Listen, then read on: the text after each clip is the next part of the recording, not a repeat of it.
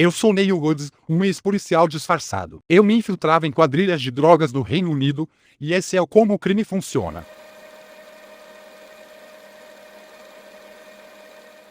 O crime relacionado com as drogas é totalmente diferente de qualquer outra forma de criminalidade. Se a polícia consegue prender um traficante de drogas, o crime aumenta. A razão disso é que há um número ilimitado de pessoas que estão apenas esperando para ocupar esse lugar. O que eu vejo é o seguinte: em todos os níveis onde a polícia captura os traficantes, ela acaba ajudando a criar monopólios. Então, se você prende um traficante que controla metade de uma cidade, a pessoa que mais ganha com isso é o cara que controla a outra metade. Basicamente, é um ambiente extremamente hostil, já que somente as quadrilhas mais controladoras e agressivas são aquelas que acabam sendo as mais bem-sucedidas.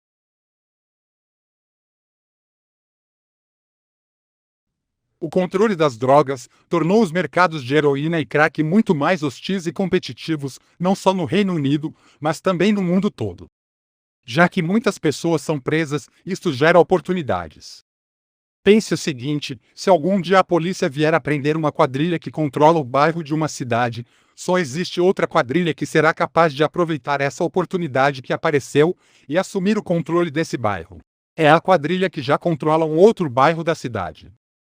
Por isso, eu tendo a achar que é um mercado que vai se tornando muito hostil. E competitivo também. Eu diria que os clientes-alvo desses grupos do crime organizado são os usuários mais problemáticos desses produtos. Os mais críticos 10% dos usuários de heroína consomem uma média de 50% do valor de mercado desse mesmo produto. Portanto, dá para ver a quantidade de dinheiro que está em jogo e ter uma noção do quanto é possível explorar essa pequena fatia de usuários. Claramente dá para fazer muito dinheiro trabalhando com relativamente poucas pessoas. Eu percebi que tinha que entender as pessoas ao meu redor. Isso significava entender um grupo de pessoas que antes eu mesmo tinha estigmatizado. Eu tive que desconstruir isso rapidamente, já que eu precisava conhecê-los para me comportar como eles.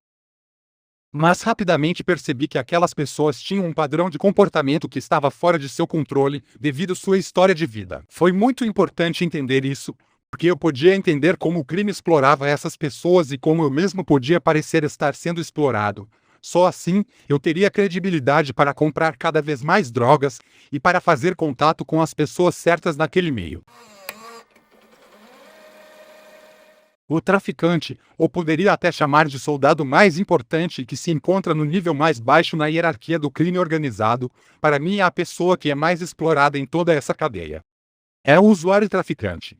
O usuário traficante é alguém que vende drogas para financiar seu próprio vício. Na maioria das vezes, eles fazem isso porque foram forçados pelo crime organizado, então eles são as pessoas mais importantes para conhecer. O crime organizado hoje em dia depende justamente dessas pessoas. Inclusive, muitas vezes, os traficantes acabam usando as crianças para esse tipo de serviço. O usuário traficante, seja onde for que ele more, ele iria para o lugar onde o mandam.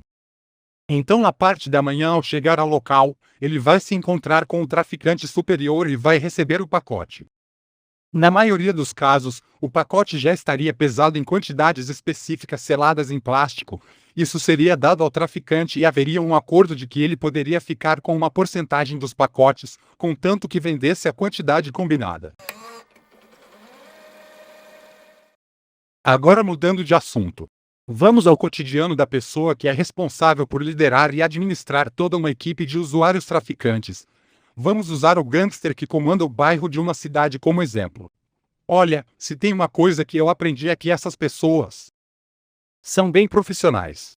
Eles não usam drogas, eles são muito eficientes. Percebo que eles geralmente acordam de manhã bem cedo e geralmente trabalham em turnos. Eles dividem o turno do dia e o da noite e fazem períodos rotativos como uma equipe. Outra coisa. Eles verificam qual o chip de celular ou o aparelho que vão usar naquele dia. Eles têm um chip separado, com vários contatos diferentes, que são os que eles mais utilizam. Depois eles se reúnem com seus companheiros e se encontram com a pessoa com quem vão trabalhar naquele dia. Na maioria das vezes o traficante tem um motorista. Ele fica no banco de trás do carro e basicamente será conduzido por onde farão entregas aos usuários traficantes. Geralmente eles se encontram no banco de trás. Eles também se encontram em locais aleatórios, que eles vão mudando de maneira rotativa, ou em algum lugar que dê na telha. Outra tarefa que eles também têm é ficar bem atentos aos locais onde há um esconderijo, e geralmente é o lugar onde está armazenado todo o reabastecimento. Eles têm esse lugar onde se guarda toda a droga da operação, e esse local sempre muda. Eles também vigiam as pessoas que ficam fazendo a pesagem e a selagem térmica da droga. Tudo para garantir que o trabalho está correto. Além de tudo isso, eles também têm a função de ficar em constante contato com outra parte da equipe.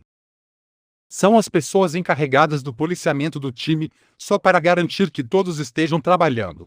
Não só trabalhando, mas sendo honestos também, assim, garantem que ninguém está passando a perna neles. Com tudo isso, dá para perceber que esse ambiente é um ambiente bem hostil.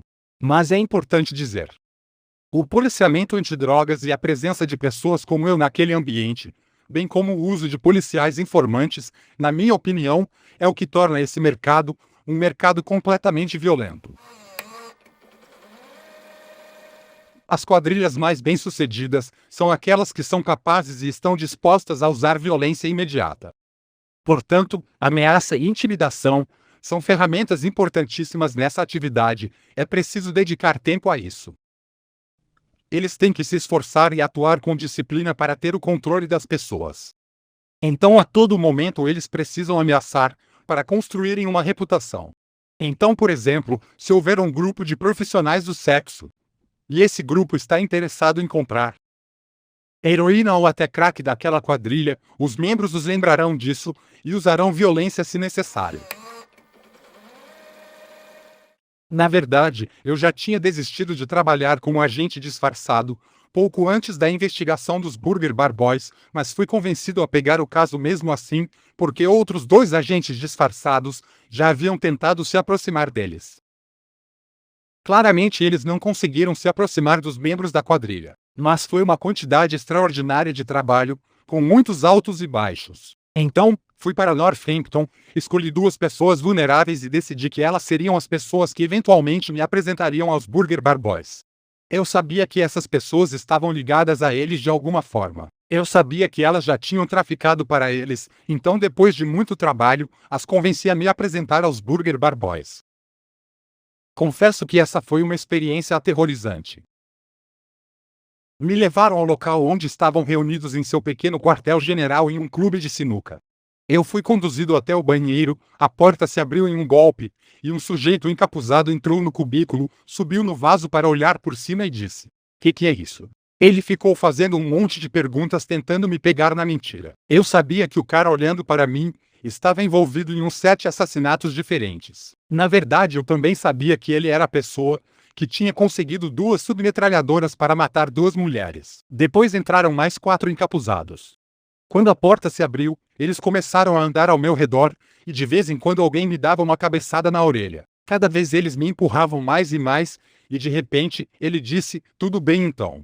O que você quer? Assim que ele fez aquelas perguntas para mim, os encapuzados tinham saído. E o que eu disse para ele foi: eu vou querer um speedball por favor. O que significava que eu queria 1,4 de heroína e 1,4 de crack.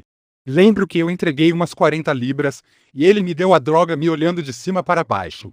Ali eu consegui o número dele, e ele também pegou e salvou meu contato com o Woody. Comecei a comprar quantidades cada vez maiores, e com isso fui juntando provas contra a quadrilha. Eu consegui. Tinha cumprido a tarefa mais importante, que era conseguir aquele número de telefone, para ter aquela confiança inicial. Eu diria que foi uma operação extremamente intensa. Cada hora era uma coisa nova, sempre com ameaças. A violência era uma coisa sempre iminente. As ameaças nunca acabavam. Enfim, a operação durou 7 meses e eu fiquei feliz em pensar que passados aqueles 7 meses, eu tinha conseguido reunir provas contra 96 pessoas, os 6 principais traficantes, e mais 90 pessoas. Eu sabia que não havia mais ninguém para conhecer, nem novos números para pegar, e não havia nomes que eu não tivesse escutado. Havia policiais de 5 condados diferentes, havia centenas de pessoas envolvidas na fase de prisão, muitas portas arrombadas em todo o processo, e mais ou menos uma semana após o evento eu falei com um agente de inteligência. Nessa conversa, ele me disse o seguinte: sim, graças a essa operação, nós conseguimos interromper o fornecimento de heroína e crack em Northampton durante 2 horas. Pode acreditar, acho que toda a fé e a crença que eu tinha foram morrendo ao longo de todos esses anos. Basicamente, eu tive que ceder às provas que estavam bem diante dos meus olhos. Essa luta é inútil. Isso só serve para aumentar a corrupção. Se você permite que um único traficante, uma quadrilha, ou até mesmo um cartel, aumentem a sua cota desse mercado, eles só serão mais ricos. Isso significa que eles terão mais dinheiro para investir em corrupção. No México havia 20 cartéis, e agora são apenas 3. Cada um desses 3 é mais rico do que aqueles 20 costumavam ser. Na Suécia, tem uma guerra entre quadrilhas acontecendo, e eles não usam apenas armas e metralhadoras, estão usando bombas caseiras e até granadas. Estão literalmente explodindo uns aos outros. Há centenas de bombas explodindo na Suécia por causa de quadrilhas narcotraficantes competindo para controlar o mercado de drogas no norte da Europa. Isto é algo que deveríamos nos atentar. Especialmente porque a Suécia se orgulha de ter as leis antidrogas mais rígidas da Europa. Eu chamo de ação e reação.